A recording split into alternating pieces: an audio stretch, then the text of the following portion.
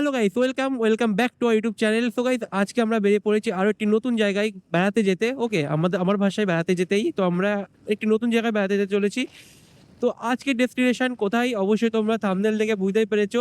আর এরা এক সময় অর্থাৎ লকডাউন টাইম অথবা করোনা টাইমে প্রচুর প্রচুর ভাইরাল ছিল।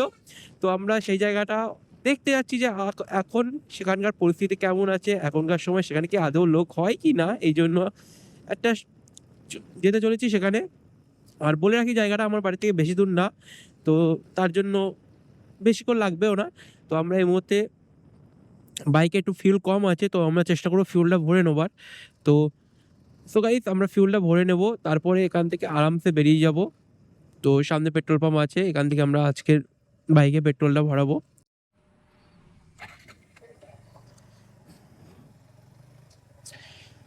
সো গাইস, এখান থেকে আমরা ফিউল আপ করে নিলাম। এবার আমরা চলে যাব আমাদের ডেস্টিনেশনের দিকে। তো তোমরা হয়তো অনেকেই জায়গাটি চেনো। তো আজকের ডেস্টিনেশন হলো আমাদের আন্দুলপোতা।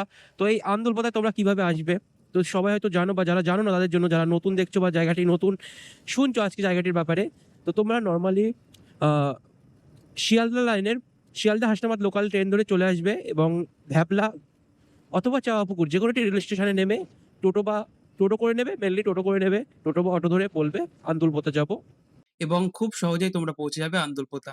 সো গাইস, আজকের ওয়েদার একটু মেঘলা টাইপসের, তো আকাশ পুরো মেঘলা হয়েছিল আমাদের দিকে। ওকে, তো এই ওয়েদারে বাইক চালানোর কি মজা শুধুমাত্র বাইকারই জানে। তো এই মুহূর্তে আমরা বেরিয়ে পড়েছি এই ওয়েদারে জায়গাটাকে এক্সপ্লোর করার। আর আমার কাছে মনে হয় এই ওয়েদারে আমি জায়গাটিকে আরও বেশি এক্সপ্লোর করতে পারবো, জায়গাটা ফিল করতে পারবো। তো তার জন্য ওকে, ওখানে পুলিশ আছে, জানি না ধরবে কিনা, যদি ধরে কোনো ব্যাপার না, দাঁড়িয়ে পড়বো। সেরকম সব লাইফে সব আছে, অসুবিধা নেই কোনো। কিন্তু আমি লক্ষ্য করছি বাইক চালানোর সময় আমার পিছনের চাকায় আই থিঙ্ক হাওয়া একটু কম আছে, যার জন্য একটু অসুবিধা হচ্ছে। তো আশেপাশে দোকান থাকলে আমি সেখান থেকে চেষ্টা করব হাওয়াটা দিয়ে নেওয়ার।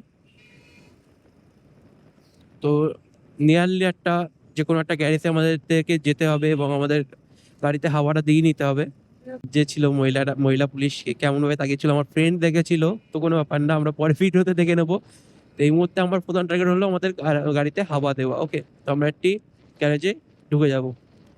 তো আই থিঙ্ক এখানে গ্যারেজ আশেপাশে একটা আছে, তবু এটা তো টায়ারের দোকান আই থিঙ্ক। এখানে একটা গ্যারেজ আছে, তো আমরা চেষ্টা করবো এই গ্যারেজের থেকে হাওয়াটা দিয়ে নেবার।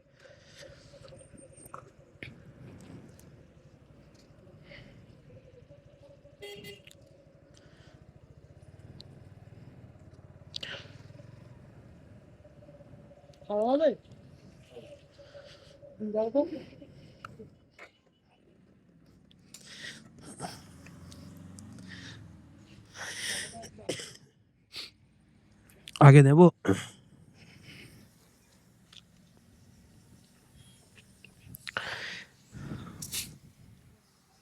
সামনে চা আছে? সামনে চেয়ার ছিল, তো চেক করে নিতে হবে দুটোই।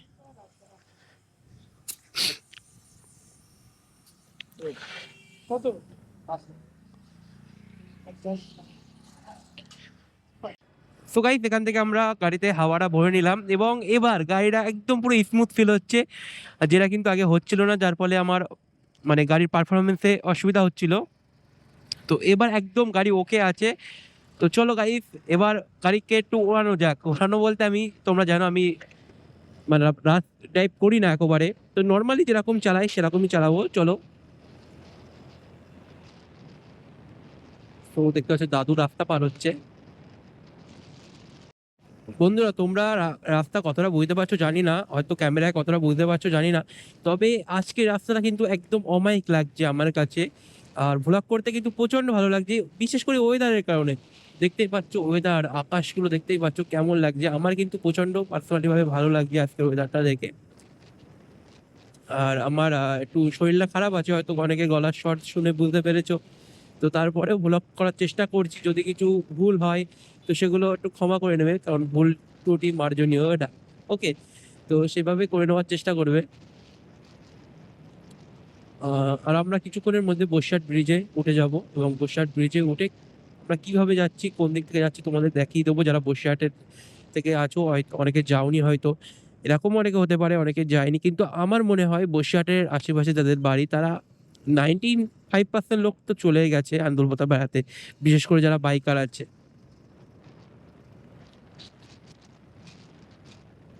সো গাইস এই মুহূর্তে আমরা এসে গেছি বসিরহাট ব্রিজে। আর আমরা এরকম বসে এখন বসিরহাট ব্রিজে উঠবো।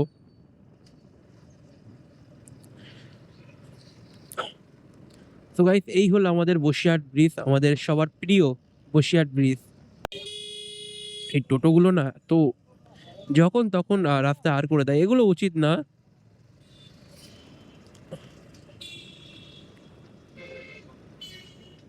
সো গাইস এটা হলো আমাদের বসিরহাটের একটা ফেমাস পার্ক। তো কে কে পার্কটা চেনো অবশ্যই আমাদেরকে কমেন্ট করে বলো। আমি দেখতে চাই কজন বসিরহাট থেকে আছে এবং তারা আসলেই পার্কটা চেনে কিনা। যারা চেনো না তারা অবশ্যই পার্কটার নাম জেনে যাবে, আমিই বলে দেবো, অসুবিধা নেই।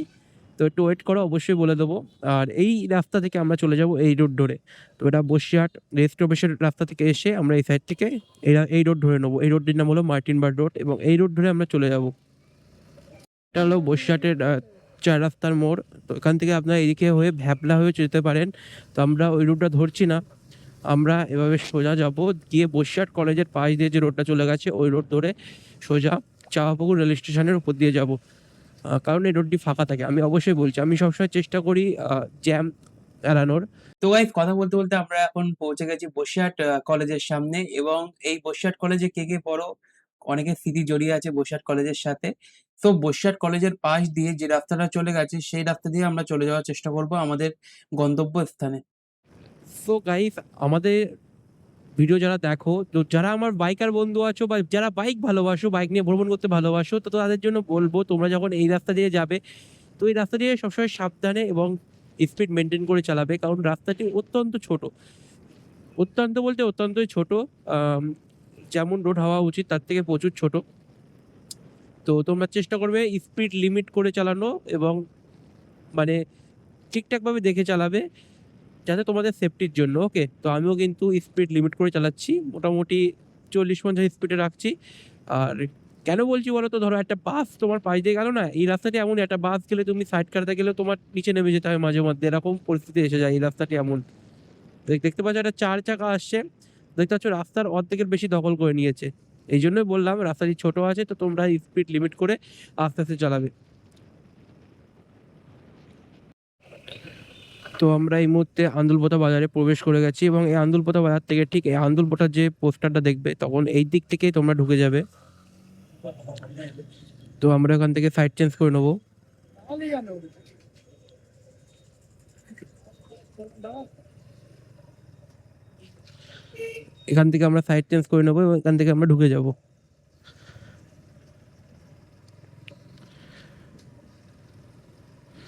তো এই রোড ধরে সোজা গেলেই মোটামুটি আমরা আন্দুলপোতায় এসে গেছি এবং এখান থেকে তোমরা ভিউ মোটামুটি দেখতে পাবে।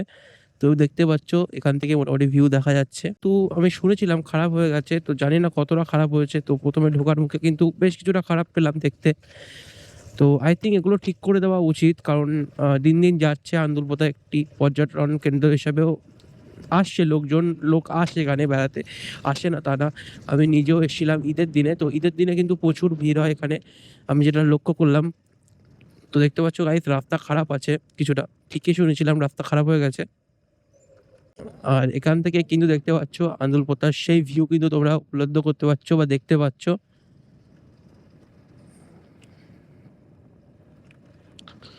তো গাইস দেখতেই পাচ্ছ রাস্তা কতটা খারাপ, ক্যামেরায় বুঝতে পারছো কি জানি না। তো রাস্তার ডিপ দেখতে পেলে বুঝতে পারবে। তো যারা ফ্যামিলি বা 4 চাকা নিয়ে আসো তাদেরও একটু সমস্যার সম্মুখীন হতে পারে রাস্তার জন্য।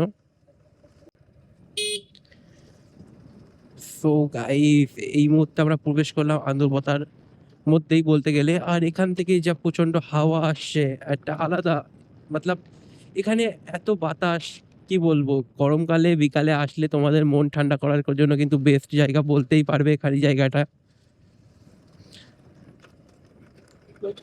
আর যেহেতু গ্রাম্য এলাকা এরকম গরু ছাগল রাস্তায় দেখতে পাবে, এটা স্বাভাবিক, এটা নিয়ে কোনো কমেন্ট করবো না। তার জন্য আমি শুধু একটা কমেন্ট, আমার মতে রাস্তাটা একটু ঠিক হতে পারতো বা ঠিক হওয়া উচিত। আমরা আন্দুলপোতা চলে এসেছি আর এত হাওয়া হচ্ছে, আমার কিন্তু প্রচণ্ড ভালো লাগছে। আমি হেলমেটের ভিতরে তাও উপলব্ধ করতে পারছি, কাঁচ ফেলা আছে তাও। আর এখানে তোমরা ইচ্ছে করলে বোটিংয়ের ব্যবস্থাও করা আছে, তোমরা বোটিংও করতে পারবে এখান থেকে। তো একটা ভাই বোটিং করছে, তো তোমরা দেখতে পাচ্ছ। তো এখানে ইচ্ছে করলে তোমরা বোটিংও করতে পারবে। আর একসময় কিন্তু এখানে কিছু ছিল না, এখন এরকম ছোটোখাটো সন্ধ্যাবেলা চায়ের আড্ডা বলে এখানে একটা ক্যাফে বা রেস্টুরেন্ট দেখতে পাচ্ছি। তো আগে এসব কিছু ছিল না, যত দিন যাচ্ছে এখানকার সম্পর্কে লোক, বাইরের লোক জানছে, আসছে বেড়াতে, তত এখানকার জায়গাটা পরিচিতি লাভ করছে এবং পরিচিতি লাভ করার পরে লোকজন বেশি বেশি করে আসছে। কিন্তু রাস্তাটা একটু খারাপ, ওটা একটু ঠিক করা দরকার। প্রশাসনের কাছে এই একটাই আবেদন, যদি কেউ প্রশাসনে কেউ দেখে থাকেন। তাছাড়া জায়গা কিন্তু ওকে আছে, জায়গা নিয়ে কোনো কমেন্টস হবে না। তো এই যে সুন্দর প্রাকৃতিক সুন্দর দেখতে পাচ্ছ, এইটা মনে শান্তি দেয়। এই জন্যই মানুষ এখানে আসে কিছুটা টাইম স্পেন্ড করতে।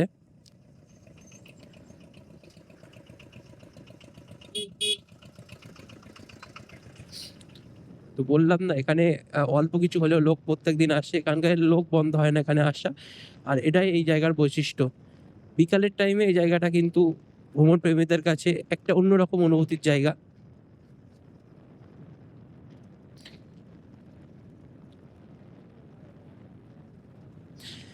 আর আমার কাছে কিন্তু প্রচণ্ড হাওয়া বাজছে হেলমেটের কাছে, তো যার ফলে বুঝতেই পারছি আর আমি নিজের শরীরে ফিল করতে পারছি এখানে কিন্তু প্রচণ্ড বেগে হাওয়া হচ্ছে, যেটা কিন্তু একটা ভালো লাগছে এক কথায় বলতে গেলে। আর এখানে ভ্রমণ প্রেমীরা অনেকে এসে দেখতে পাচ্ছেন নিজেদের মতন সেলফি, ফটোশুট এসব করছে, যেটা নর্মালি ব্যাপার। বন্ধুরা, আমরা এই মুহূর্তে পৌঁছে গেছি আন্দুলপোতা, এবং আন্দুলপোতায় প্রাকৃতিক সৌন্দর্য তোমরা দেখতেই পারছো, যেটা কিন্তু অপরূপ। তো ভিডিওটি দেখতে থাকো এবং আন্দুলপোতার প্রাকৃতিক পরিবেশ তোমরা উপভোগ করতে থাকো।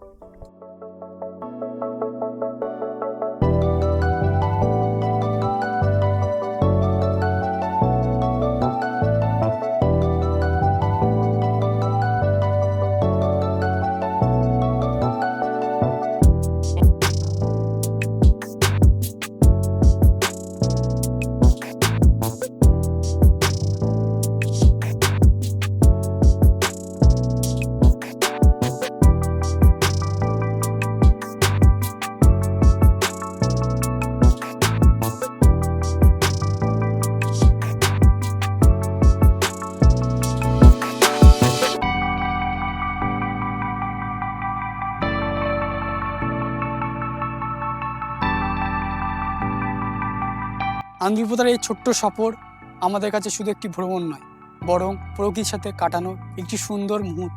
আর সেই জন্য আমরা দুই বন্ধু বেরিয়ে পড়েছি এই প্রকৃতিকে অনুভব করার জন্য। সো গাইস, অবশেষে আমরা এখান থেকে বাড়ির উদ্দেশ্যে রওনা দিলাম। আজকে খুব এনজয় করলাম, প্রকৃতিকে উপভোগ করলাম। এবং দেখতে পাচ্ছ গাইস, এই প্রাকৃতিক দৃশ্যগুলো কিন্তু সত্যি একটা অন্যরকম ফিলিংস আমাদের মধ্যে বহন করে।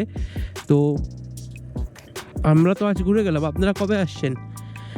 আর আপনারা যদি আসতে চান অবশ্যই আমার ডিসক্রিপশানে চেক করে নেবেন, ওখানে আপনাদের গুগল ম্যাপের লিঙ্ক দেওয়া থাকবে এবং পুরো সমস্ত কিছু ডিসক্রিপশানে দেওয়া থাকবে, আপনারা ওরা পড়ে নেবেন। কীভাবে আসবেন, রুট ম্যাপ সমস্ত কিছুই আমি ডিসক্রিপশানে দিয়ে দেবো, তো আপনাদের কোনো চিন্তা করার কোনো বিষয় না। তো আমি বলবো যারা আছেন অবশ্যই ঘুরতে আসুন, যারা আমাদের উত্তর চব্বিশ পরগনায় বাড়ি তাদের সবাইকে বলবো, রিকোয়েস্ট করবো তারা একবার করে ঘুরে যাবেন, আপনাদের খারাপ লাগবে না, এই গ্যারান্টি আমি দিতে পারি। আপনার বিকেলের টাইমে যদি আসেন আপনাদের মন শান্তি করে দেবে এই প্রকৃতি।